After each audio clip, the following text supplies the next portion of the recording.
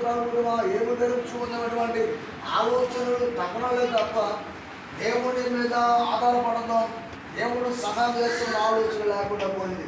మత్తయి సువార్త 14వ అధ్యాయము 14వ వచనం మనం చూస్తే కనుక, మత్తయి సువార్త 14వ అధ్యాయం 14వ వచనంలో ఆయన వచ్చి ఆ గొప్ప సమూహమును చూసి వారి మీద కనికరపడి వారిలో రోగులైన వారిని, ఎవరైతే మీరు రోగముల గురించి ప్రార్థన చేస్తారు, ఎవరైతే వ్యాధుల గురించి ప్రార్థన చేస్తారు, ఎవరైతే మీకున్న బలహీనతను బట్టి ప్రార్థన చేస్తారో విశ్వసించిన వారందరి పట్ల దేవుడు అట్టి స్వస్థత కార్యంలో మీ పట్ల జరిగించుగాక. ఏం చేసే దేవుడు? ఏం చేసే దేవుడు?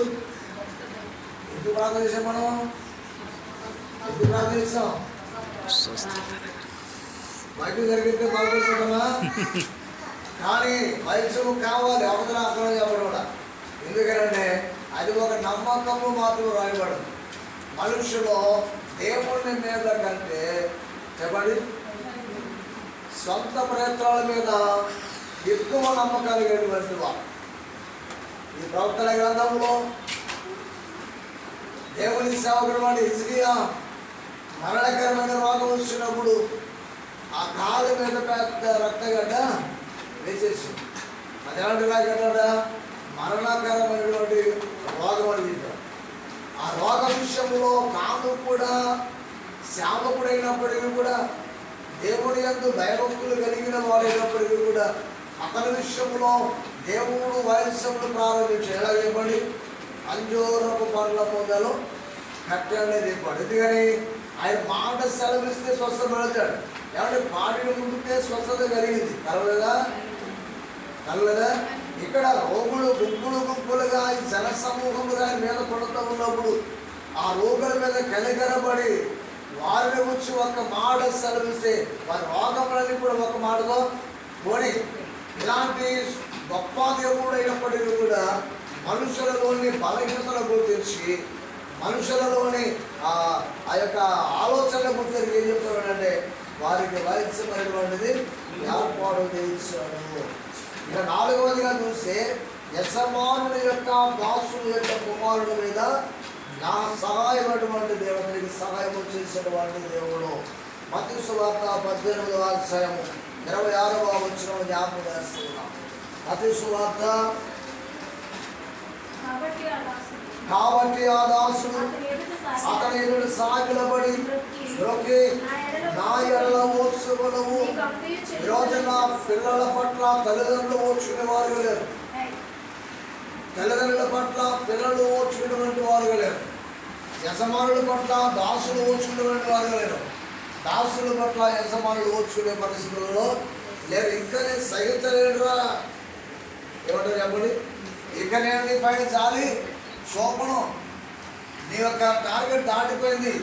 ఎన్నిసార్లు విజయాసములో కానీ నీవు నేను మనం ఆరాధించినటువంటి దేవుడు ఎవరు చెప్పండి?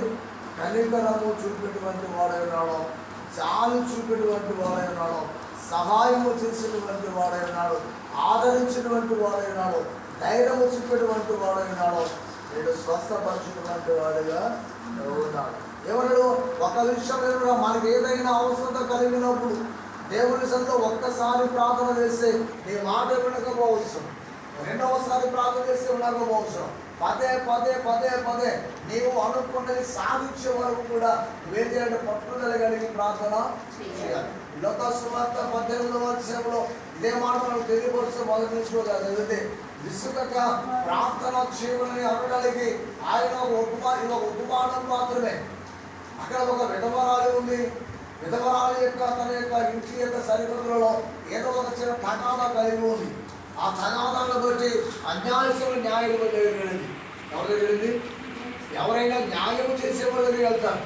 కానీ ఈమె మాత్రం చెప్పండి, అన్యాయస్తులైన న్యాయం జరిగింది. అతను చెప్తూ ఉన్నాడు, న్యాయము చేయడానికి ఏమాత్రం కూడా ఇష్టం లేక వాయిదాల పైన వాయిదాలు వేస్తూ ఉన్నాడు. ఆ వాయిదాలు వేస్తూ ఉన్నప్పుడు ఆ వాయిదాలు వేసే సమయానికంటే ముందుగా వెళ్ళి ఆ ఇంటి ముందు కూర్చుంటూ ఉండేది. ఇక తప్పించుకునేటువంటి ప్రసక్తి లేక అని అంటాడు, ఒక్కసారి మీరు న్యాయము చేస్తే పోతే కదా, ఈమె పదే పదే నా పంపకు వచ్చి అని ఏం చేస్తుంది, విసిగించేస్తూ ఉంది. కాబట్టి నేనేం చదవగలడు, ఒక్కసారి న్యాయము తీరిస్తే పోదా అన్నాడు. తెలుసుకోవడం చెప్పండి. అంటే ఒక అన్యాయస్తుడే విధవరాలి పక్షముగా న్యాయము చేసినప్పుడు న్యాయాధిపతి దేవుడు తన బిడ్డల పట్ల న్యాయము చేయడా తెలుసుకోవడం చెప్పండి.